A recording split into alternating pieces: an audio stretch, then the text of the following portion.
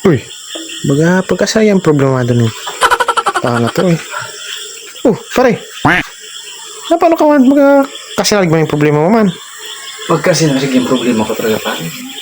Kumaintindihan to eh. Wala pare, ano yung problema mo? Ba't makataba ako? Kaya ka mga tabangan. Ano, kwarta? Buko paring kwarta. Yung problema ko bukong kwarta pare. Ano pa man? Nagkabusot ako nito. Puro kwarta ka problema. Buko pare. Ano na yung problema ko? Pag-abroad ako ng paray, pagkakarda.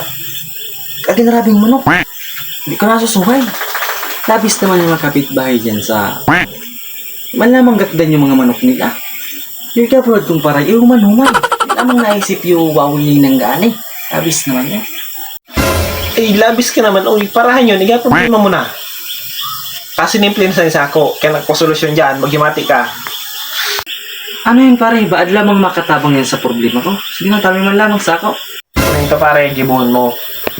Pag-abroad ka rin paray, dapat, gabi. Ay, mga manok, nanggapa nga turog. Ay, labis na. Kaya yung solusyon. Maghimati ka sa ako. Ay, Diyos ko. Pagkainurag ng imong solusyon pare, uy. Lumayas ka to.